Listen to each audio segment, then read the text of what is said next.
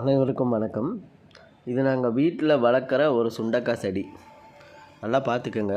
அந்த செடியில் எப்படி அது நோய்வாய்ப்பட்டிருக்கு, எப்படி அது வெப்பத்தை தாங்க முடியாமல், தட்பவெப்பம் சரியில்லாமல், மண் சரியில்லாமல் கஷ்டப்படுதுன்னு பாருங்கள். இது இயற்கையாக விட்டுருக்கேன். இப்போது நாம் இன்னொரு இடத்துக்கு போய் பார்ப்போம். இடம் உங்களுக்கு புரியும்னு நினைக்கிறேன். ஒரு ரயில்வே கிராசிங், ஒரு ரயில் போகிற தண்டவாளத்துக்கு பக்கத்தில் எந்த ஒரு தொந்தரவும் இல்லாமல் வளர்கிற ஒரு சுண்டக்காய் செடியை இப்போ நம்ம பார்ப்போம். இந்த செடியை பாருங்கள்.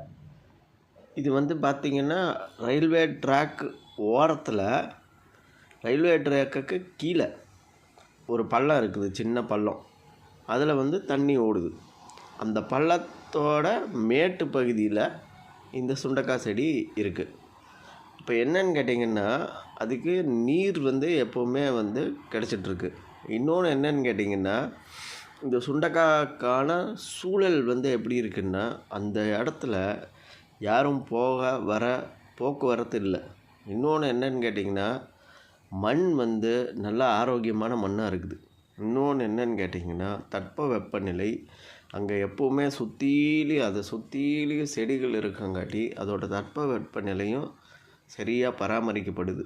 இங்கே பார்த்திங்கன்னா பல்லுயிர் சூழல் நல்லாவே இருக்குது. இதை சுற்றிலையும் நிறைய செடிகள் இருக்கிறனால அதுக்கு தேவையான ஊட்டச்சத்துக்கள் இதுக்கு நிறைய கிடைக்கிது. அதே மாதிரி அது என்ன சொல்கிறது, பங்கிடப்படுது.